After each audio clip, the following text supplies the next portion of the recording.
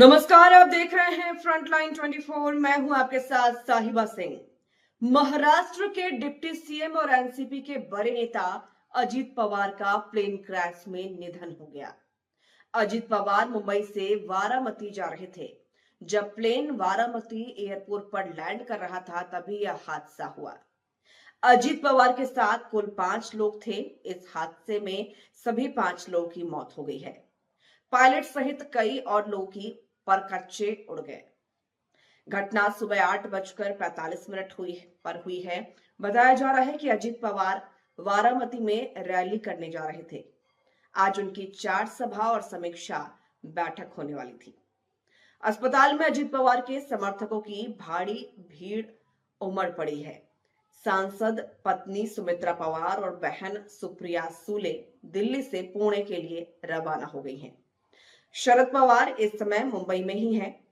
अजीत पवार के इस दर्दनाक मौत से पूरा महाराष्ट्र शोकाकुल है। पवार परिवार के बीच अफरा तफरी मच गया है। जो जहां है वे सभी वाराणसी पहुंच रहे हैं। महाराष्ट्र सरकार भी हरकत में आ गई है।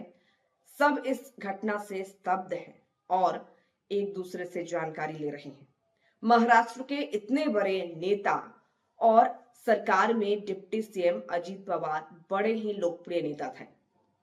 प्यार से उन्हें लोग अजीत दादा भी कहते थे। वाराणसी क्षेत्र में उनका दिल बसता था और वहां के लोगों के प्रति इनका अपार स्नेह और प्यार था। पवार परिवार महाराष्ट्र का एक बड़ा राजनीतिक घराना है।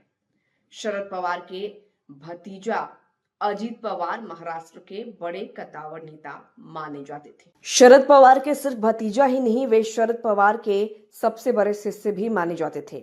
उनके आकस्मिक निधन पर देश और प्रदेश के नेताओं ने गहरी संवेदना व्यक्त करते हुए कहा है कि अजीत पवार राजनीति के चाणक्य माने जाते थे। उनके निधन से परिवार और महाराष्ट्र का बहुत बड़ी क्षति हुई है।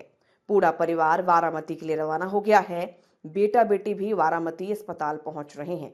पत्नी और बहन दिल्ली से पुणे के लिए दिल्ली से रवाना हो गई हैं। पत्नी सुमित्रा पवार राज्यसभा में सांसद हैं। महाराष्ट्र के लोगों का अजीत दादा अब इस दुनिया में नहीं रहे। हवाई जहाज कैसे और किस परिस्थिति में लैंड करते समय क्रैश हुआ, इस पर भी बहस हो रहा है।